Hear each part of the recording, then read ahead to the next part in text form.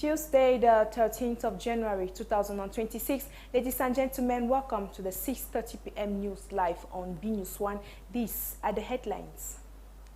Cameroon's 2026 state budget officially goes into effect this Tuesday, following the official launching ceremony today in Yaoundé under the watchful eyes of the Finance Minister Paul Motaze. The budget, which stands at 816.4 billion francs CFA, focus on infrastructure, job creation, and economic empowerment.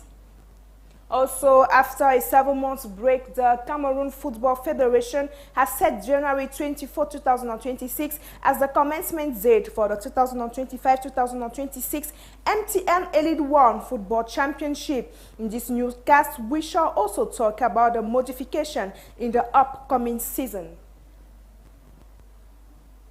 That was it for the headlines, the developments and more coming up next.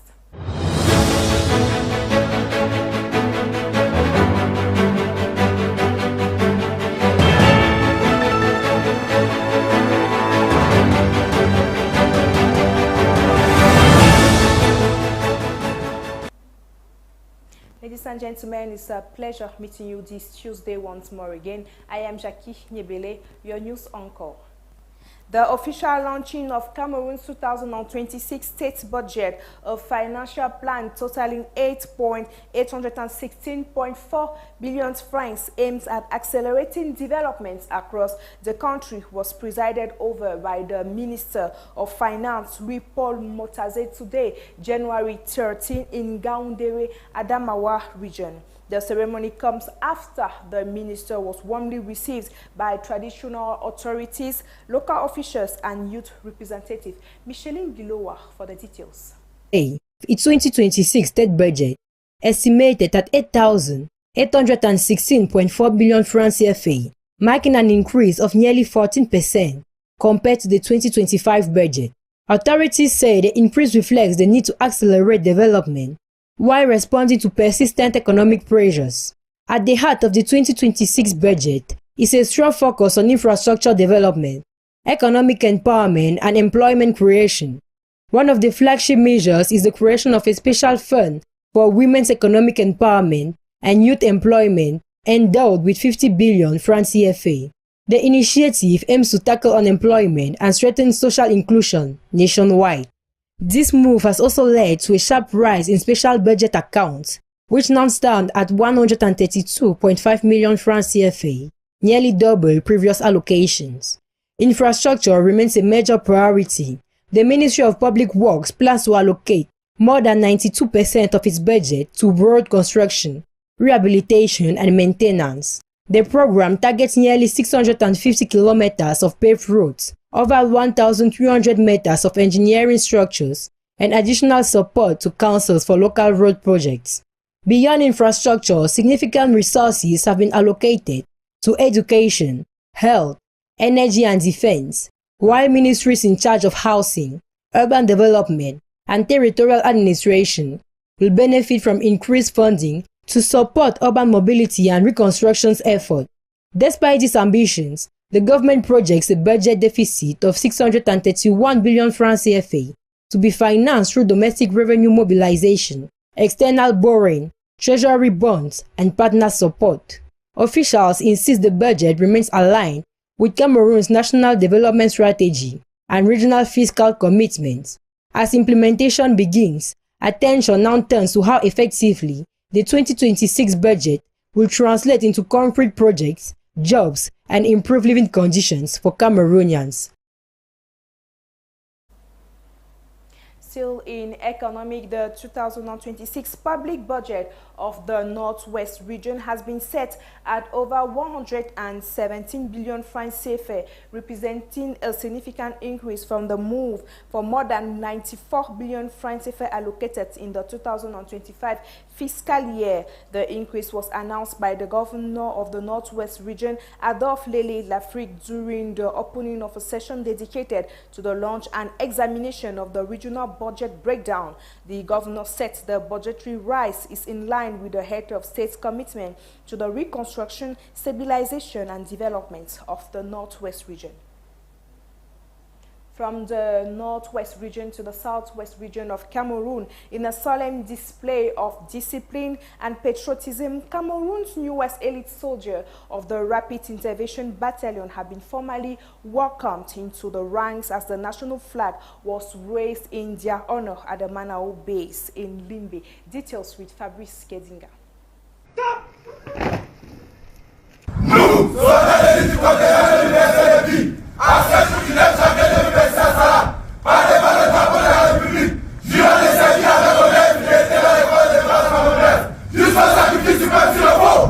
Recruits of the 2025 contingent of the Rapid Intervention Battalion, the B, have been successfully presented with the flag of the Republic. The ceremony took place on January 9, 2026 at the B base in Manawo Bay, following the completion of their training in the southwest region. The solemn event was attended by administrative and military authorities alongside family members of the recruits. It marked the formal integration of the new soldiers into the ranks of Cameroon's elite military unit. The flag presentation came after the recruits successfully completed a rigorous 400-kilometer endurance march, a key phase of their training aimed at testing physical stamina, mental resilience, and combat readiness. Military officials say the exercise prepares soldiers for the demanding operational environments they are likely to face. Addressing the recruits, the Chief of Staff, the Commander of the Joint Armed Forces Schools and Training Centers, speaking on behalf of the Divisional General in charge, reminded the soldiers of the values that define the armed forces. He emphasized discipline, rigor, and loyalty to the Republic as essential principles guiding their service. The newly trained soldiers are expected to reinforce the defense and security forces at a time when the country continues to confront multiple security challenges. Military authorities say their deployment will strengthen operational capacity across the national territory. The ceremony concluded with a call for professionalism and dedication as the recruits prepare to assume their duties in the service of national security.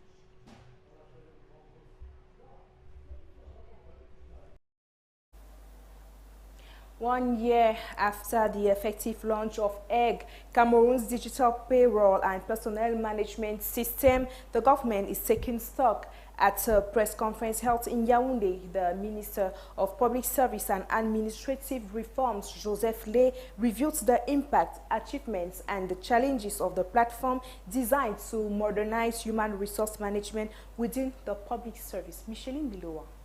January 2025, the Payroll and Personnel Management Application Software, popularly known as EGS, was conceived to bring transparency, efficiency, and accountability to the management of state personnel and salary payments. After 12 months of implementation, authorities say the platform has already produced visible results. According to the Minister of Public Service and Administrative Reform, EGS has helped curb administrative fraud, secure wage expenditures, and improve the reliability of personnel data across public administrations. Once effectively implemented in these administrations, the modules will strengthen data reliability, further secure administration process, and modernize the management of civil servants' files in a sustainable manner. The biometrics will help provide the state with a reliable system for ensuring attendance at work and guaranteeing administrative discipline, fair treatment, and tangible performance improvement.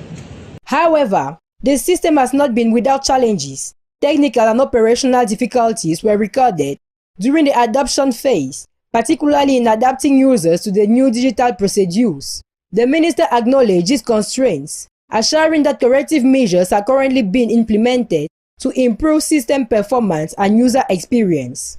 Despite these challenges, government officials insist that EGS remains a cornerstone of Cameroon's public administration reform agenda. The platform is expected to further strengthen human resource governance, enhance transparency, and consolidate the digital transformation of the civil service in the years ahead. Launched in Yaoundé under the joint leadership of Kyo government ministers, the Urban Ha initiative positions young women at the heart of urban planning and territorial development, reinforcing Cameroon's commitment to inclusive, sustainable and innovative cities. Reports. Under the prestigious co-chairmanship of the Minister of Housing and Urban Development, the Minister of State, Minister of Higher Education and the Minister of Women's Empowerment and the Family, the first session of Urban Ha officially opens on Tuesday, January 13, 2026 at the National Advanced School of Engineering. Urban Ha is an innovative initiative dedicated to promoting women's leadership in urban-related professions, developed within the framework of the Urban Platform project in Cameroon, implemented by Expertise France with the support of the European Union. The program marks a significant milestone in Cameroon's drive towards sustainable territorial transformation. The initiative is anchored in the National Platform of Urban Stakeholders (PNAU), which brings together academic institutions, public authorities, multilateral partners, and civil society. Designed as a space for learning, exchange, and inspiration, Urban Ha specifically targets female students from the National Advanced School of Public Works, the Special Higher School of Architecture of Cameroon, and NSP. This inaugural session is built around a 3-hour interdisciplinary course structured into 3 thematic stops, offering participants an intellectual and practical journey into urban and territorial planning. The overarching objective is to introduce planning as a global, interdisciplinary and evolving process that connects national visions with local action while integrating sustainability and digital innovation. More specifically, the program aims to enhance understanding of the strategic role of planning in addressing rapid urbanization, land pressure, and climate change, while strengthening the link between policy orientations and local planning tools. Beyond a training session, Urban Ha stands as a strong empowerment initiative, affirming the essential role of women in urban design and governance. The presence of 3 ministers at the opening ceremony underscored the state's commitment in line with the vision of President Paul Biya, who has declared his new 7-year term as one dedicated to women and youth through inclusive planning aligned with the ambition of the PUC and the PNAU. These young female leaders are now equipped and inspired to help shape resilient, equitable and sustainable Cameroonian cities. Unemployment, limited access to quality education, and growing social vulnerability continue to define the daily reality of millions of young Cameroonians. Across the country, youths are grappling with structural challenges that strengthen their future prospects as calls grow louder for inclusive policies capable of turning the nation's youthful population into a true engine of development. Details with Micheline Biloa.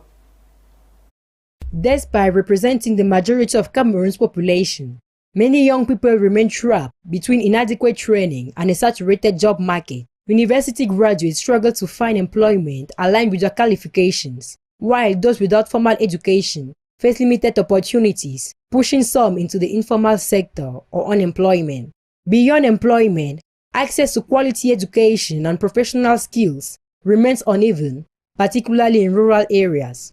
Limited vocational training, insufficient infrastructure, and a mismatch between academic curricula and labor market needs continue to widen the gap between schooling and employability. Social challenges also weigh heavily on Cameroonian youths. Rising living costs, limited access to financing for entrepreneurship, and feelings of political and civic exclusion have fueled frustration and disengagement. In some cases, this has contributed to migration, insecurity, and exposure to social vice. It is against this backdrop that Cameroon will host the first edition of the National Youth Forum from January 15 to 16 at the Yaoundé Conference Center.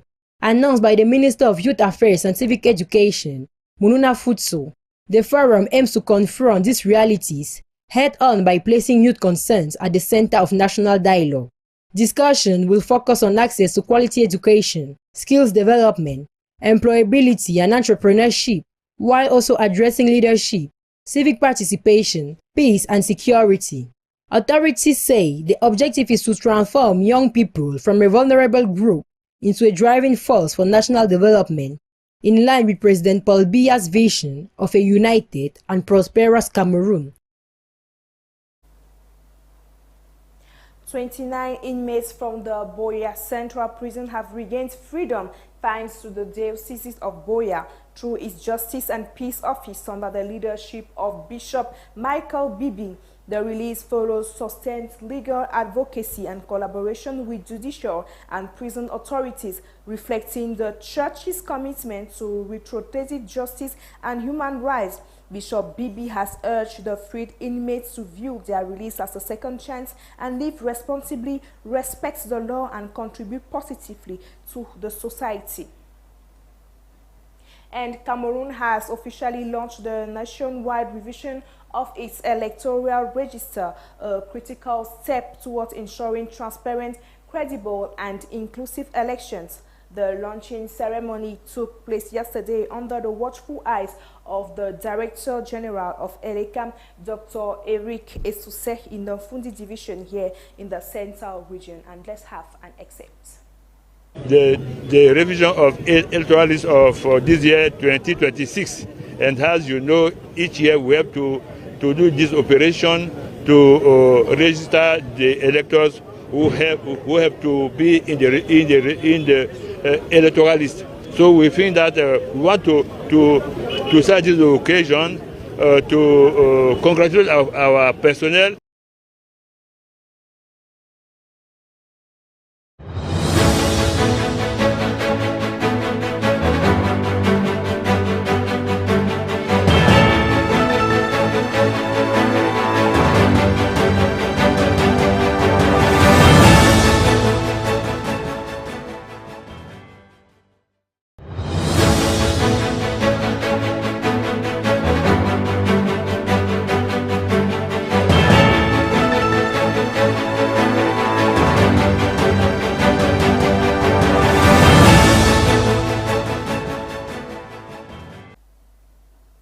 If you are just joining us, this is the 6:30 p.m. news going on BNews 1. Talking about health tonight, over the past few years, Cameroon has recorded significant progress in public health through expanded health infrastructure, upgraded medical equipment. This achievement reflects a structural transformation aimed at improving access to quality healthcare nationwide. Details.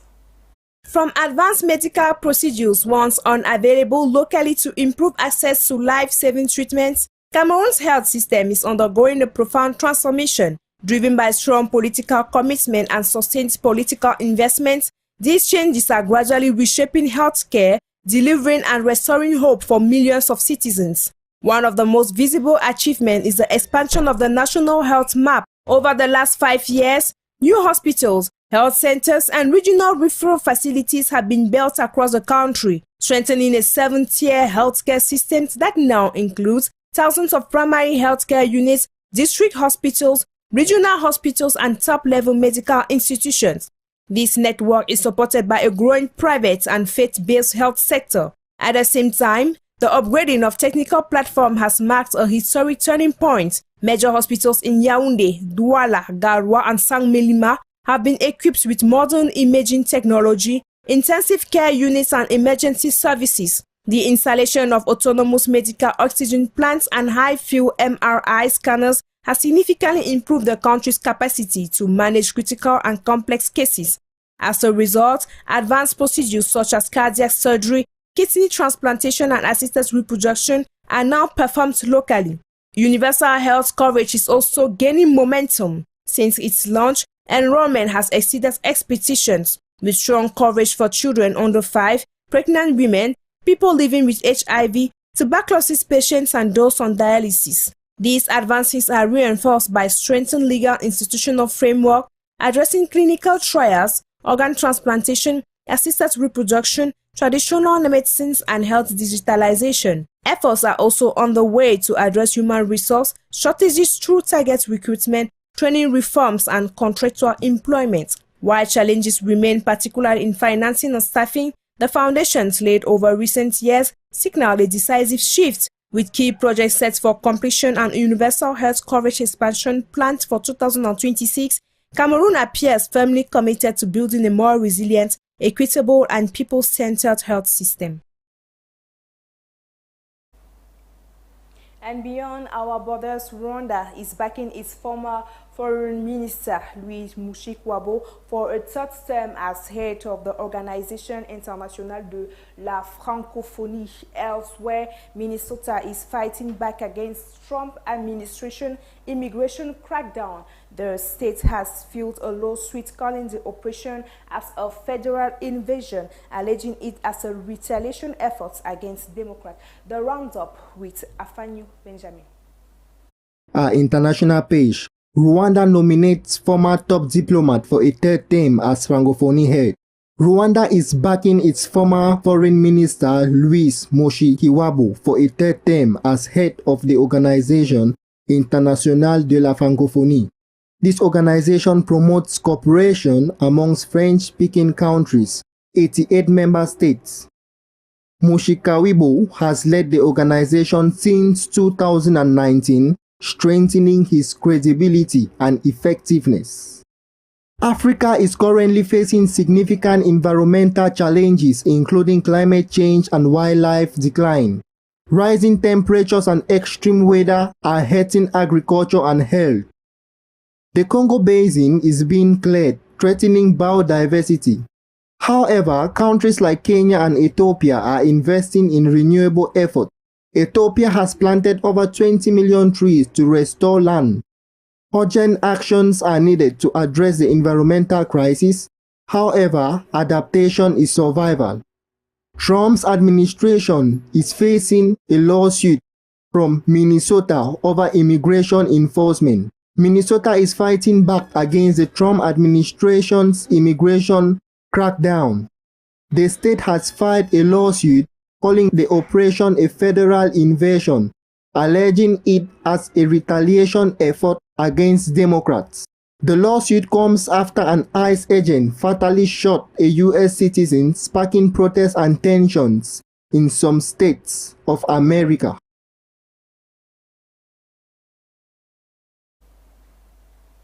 In our sports page tonight, the new football season will kick off on January 24 after a 7-month break. According to the Cameroon Football Federation, several modifications will be implemented in both the MTN Elite 1 and 2 football championships. Fabrice Kedinga looks at the modifications in the following report.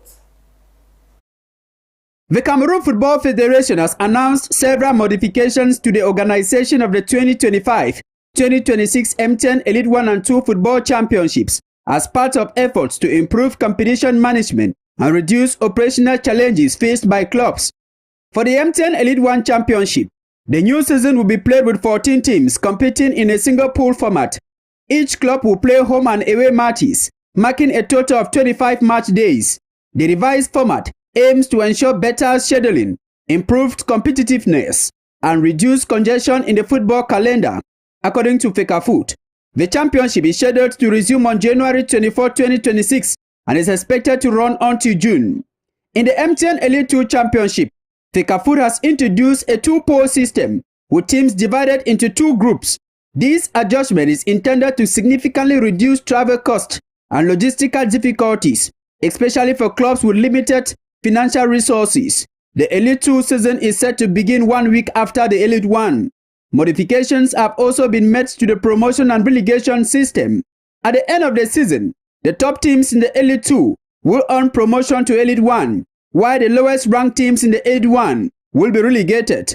FECAFOOT says the revised framework is designed to promote merit while maintaining balance between the two divisions. Football authorities say the changes reflect lessons learned from previous seasons, which were marked by delays, financial strain, and organizational disputes. The federation has assured clubs, players, and supporters that the measures are being taken to ensure a smoother and more credible championship. As the new season approaches, attention now turns to the club, who are expected to adapt quickly to the revised formats in a bid to compete effectively in Cameroon's top-tier football championships.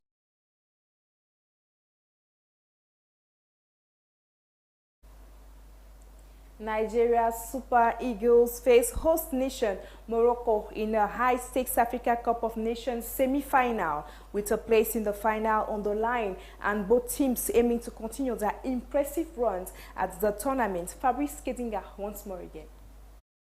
Nigeria take on host nation Morocco in the semi-finals of the Africa Cup of Nations, with a place in the final at stake for the winner.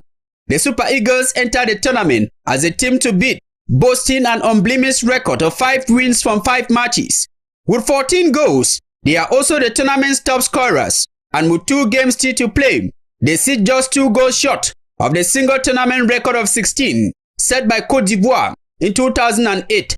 Much of that has been thanks to the contribution of star forwards Ademola Lookman and Victor Osimhen, who combined have scored 2/3 of Nigeria's total goal tally. The Super Eagles are aiming for their 9th AFCON final overall, and only the 2nd consecutive appearance in the final in the nation's history. But they will have to do so without captain Wilfred Ndidi, who will miss the game through suspension after he picked up a 2nd yellow card in the quarter-final victory against Algeria. Host Morocco arrived in the semi-finals having won 4 of their 5 games. Wally Rodriguez's side has relied heavily on Brahim Diaz for goals. The Real Madrid forward has scored in 5 consecutive matches, with his 5 goals counting for more than half of the Atlas Lions tournament total of 9.